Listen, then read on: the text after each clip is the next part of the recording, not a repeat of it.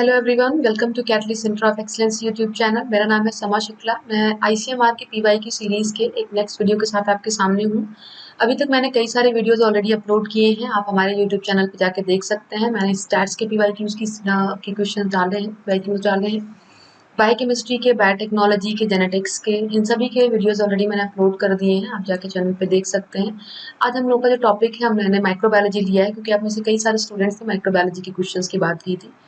तो अगेन मैं बता दूं कि इस पीवाई की सीरीज से आपको हेल्प क्या मिलेगी। पहली चीज़ तो आईसीएमआर का जो पेपर है, इसमें जो मेरी एनालिसिस रही है, क्वेश्चंस रिपीट होते हैं, पहली चीज़। दूसरी चीज़, आप जिस पेपर में अपीयर होने जा रहे हैं उसमें किस तरीके के क्वेश्चंस आते हैं, इसका भी आइडिया लगता है जब आप पीवाई की उसको सॉल्व करते हैं। ठीक है, तो माइक्रोबायोलॉजी के क्वेश्चंस की अगर मैं बात करूं तो जितनी एनालिसिस मेरी रही है इन 3 सालों के पेपर को लेके, उसमें मैंने देखा है कि मेजोरिटी क्वेश्चन जो माइक्रोबायोलॉजी एरिया से आते हैं उसमें आपको फैक्ट्स मेमोराइज करने होते हैं।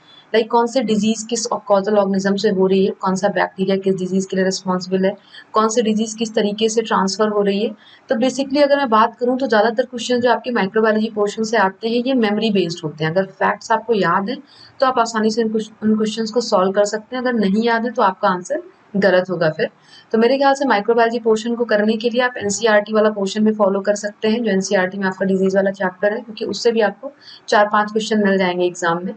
प्लस अगर आप कोई माइक्रो की बुक फॉलो करें लाइक प्रेस्कॉट वगैरह, तो वो भी आप रेफर कर सकते हैं इसके लिए, ताकि ये पोर्शन आप उसको तैयार कर सकें। मतलब मेरे ख्याल से कॉन्सेप्चुअल क्वेश्चंस मुझे तो नहीं दिखे, जितना मेरी एनालिसिस रही, ज्यादातर क्वेश्चंस आपके फैक्ट्स वाले हैं कि आपको उसको याद ही करना है। ठीक है, पहला क्वेश्चन देखते हैं। देखिए, ए ट्यूमीफेसियंस इज ए, है ना, एग्रोबैक्टीरियम ट्यूमीफेसियंस आपको पता है। आप में से जिन लोगों ने थोड़ा बहुत इसके बारे में स्टडी करी होगी उनको होगा आइडिया कि एक्चुअल में ये एक बैक्टीरिया होता है। ठीक है, ए ट्यूमीफेसियंस एक बैक्टीरिया होता है और इसको बहुत ज्यादा कॉमनली आज की डेट में इसको बोलते हैं स्मॉलेस्ट जेनेटिक इंजीनियर, राइट। क्योंकि इसके अंदर एक प्लाज्मिड होता है, that plasmid is known as TI plasmid and which is responsible for crown gall disease in dicot plants. ठीक है, तो ए ट्यूमीफेसियंस को बहुत ही ज्यादा सीएसआईआर है, आईसीएमआर, डीबीटी, इन सभी पे क्वेश्चन बड़े अच्छे अच्छे आते हैं आपके ए ट्यूमीफेसियंस पे।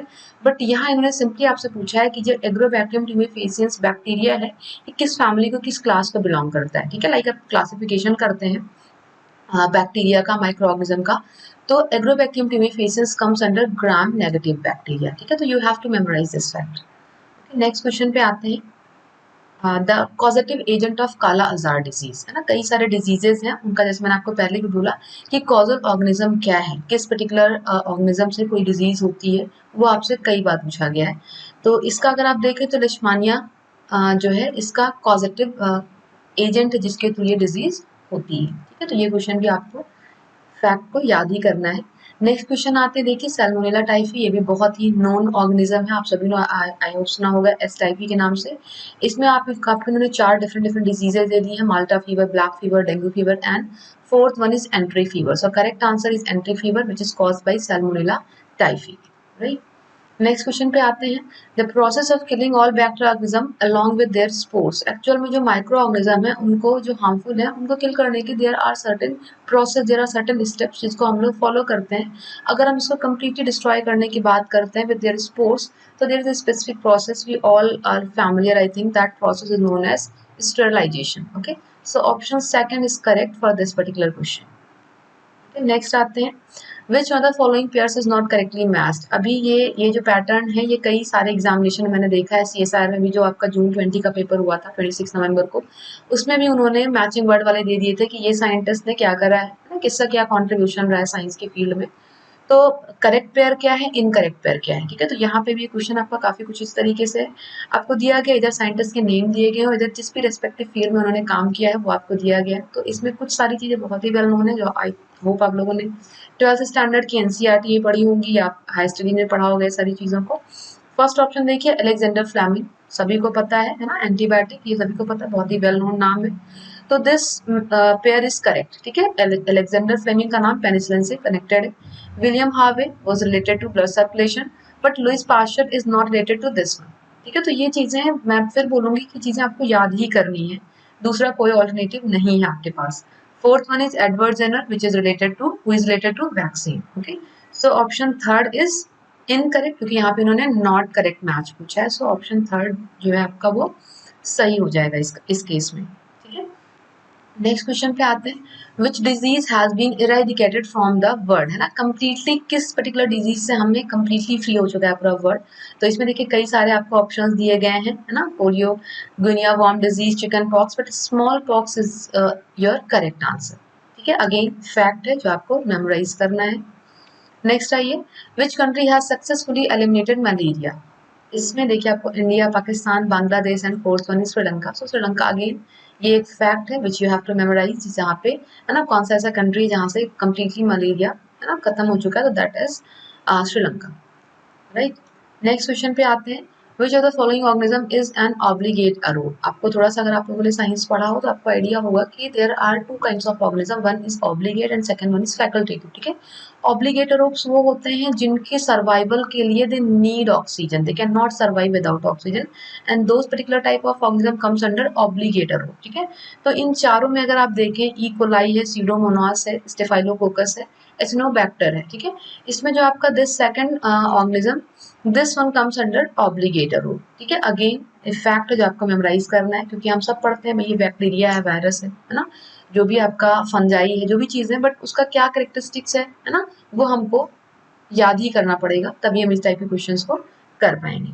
क्योंकि कॉन्सेप्ट हमें पता है कि ऑब्लिगेट क्या है, फैकल्टेटिव क्या है, बट इसमें कौन कौन से ऑर्गेनिज्म आते हैं, ये आपको इस फैक्ट को आपको याद करना पड़ेगा। Okay, so option second is correct. Next आते हैं, which of the following organism is not transmitted by soil, which of the following organism is not transmitted by soil। जैसे देखिए हर ट्रांसमिट करने की कोई डिजीज या कोई ऑर्गेनिज्म के ट्रांसमिट करने के लिए देर आर सर्टेन वेज। ठीक है, तो यहाँ पे इन्होंने चार आपको सिस्टम्स दिए, चार ऑर्गेनिज्म दिए हैं, ब्रूसेला दिया है ना, कोक्रीडियोमाइकोसिस दिया है, टिटनेस दिया है, एंड एंथ्रॉक्स दिया है। So this option is correct. इस क्वेश्चन का जो लास्ट ऑप्शन दैट इज एंथ्रॉक्स, ये आपका करेक्ट ऑप्शन होगा। ठीक है, नेक्स्ट क्वेश्चन पे आते हैं, CID is caused by. Actually ये बहुत अच्छे से याद कर लीजिएगा, इसकी टेबल में फिर आपको बोलूँ, मैंने जो लाइव क्लास ली थी वहां पे मैंने आपको बताया था कि जो माइक्रोबायोलॉजी पोर्शन है या जो इम्यूनो का पोर्शन है, काफी कुछ चीजें बेसिक बेसिक अगर मैं बोलूँ कि 4 से 5 क्वेश्चन जो है आपके, वो डायरेक्ट NCERT से आपको मिल जाएंगे। ये सारी चीजें you can find all these things in NCERT 12th standard, जो आपकी 12th की बुक है, जिसमें आपका एक डिजीज वाला, ह्यूमन डिजीज वाला चैप्टर है, वहां पे आपको ये चीजें मिल जाएंगी कि कौन सी डिजीज है जो बैक्टीरिया जिसके लिए रिस्पॉन्सिबल है, किसके लिए आपका RNA वायरस इंड्यूस कौन सी डिजीज है, DNA वायरस या फिर प्रियॉन्स, है ना। प्रियॉन्स आपके जो प्रोटीन, इन्फेक्शियस प्रोटीन पार्टिकल्स जिसको हम लोग बोलते हैं, इनकी वजह से कुछ डिजीज होती है। ठीक है, उसमें से एक आपका ये CID डिजीज है, तो you have to again memorize this fact. ठीक है, नेक्स्ट आते हैं, जो लास्ट क्वेश्चन है आपकी इसका, all of the following pathogenic bacteria fulfil Koch's postulate except, है ना, कुछ पोस्टुलेट्स दिए थे जिनको कुछ सारे बैक्टीरिया फॉलो करते हैं, but there are certain bacteria which do not follow this Koch's postulate, और आपको ये यहाँ पे फाइंड आउट करना है कि इसका सही आंसर क्या होगा। तो ट्रिपोनोमा पैलिडिनम जो आपका बैक्टीरिया है, ये इसको फॉलो नहीं करता है, तो करेक्ट ऑप्शन आपका हो जाएगा दिस वन।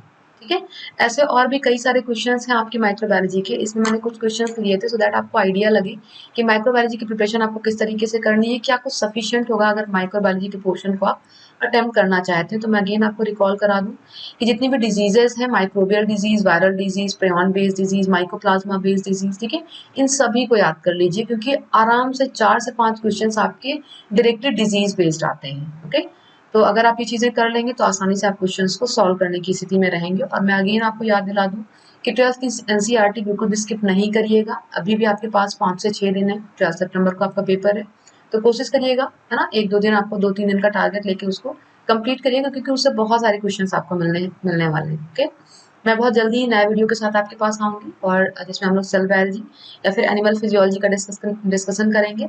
टिल देन अपना ध्यान रखिए। Okay, bye bye.